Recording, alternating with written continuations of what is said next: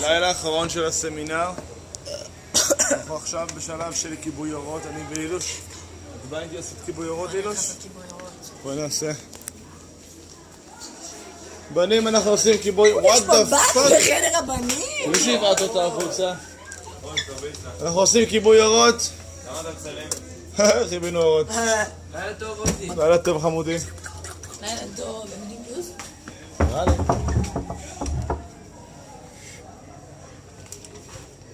לילה טוב עוד. אתם יודעים לוז?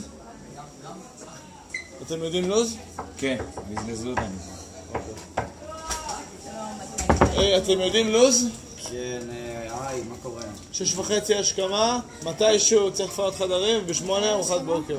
שאלה. 6:30. בדוק?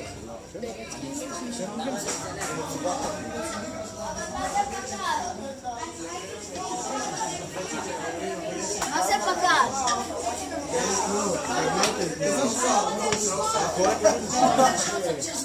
6:30 השכמה. קסעים לי את המוח. הופה! אני גם על היד. מה פה השכבה?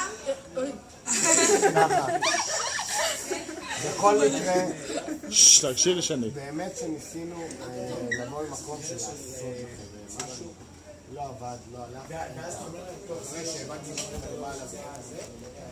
טוב, אז החדר הזה עברו פה? ניסינו לעשות השכמה, לא השכמה, השבעה. לא עבד. מור, בואי רגע. בואי רגע, אני מנהל פה דיאלוג עם עצמי. אז ניסינו בעצם לבצע כיבוי, לא כיבוי אורות, איך נקרא? השבעה. השבעה, הקפצה בלילה. זה לא עבד לנו. אני לא מספיק טובה, אני צוחקת. את נשברת מאוד מהר. אני יודעת. אבל זה לא אומר שאני פחות אוהב אותך. אבל בכל מקרה, הפואנטה היא שעכשיו מבלבלים את השכל על ההשבעה הזאת שלא קיימת, כי אין לי סבלנות אליהם. הבנתם?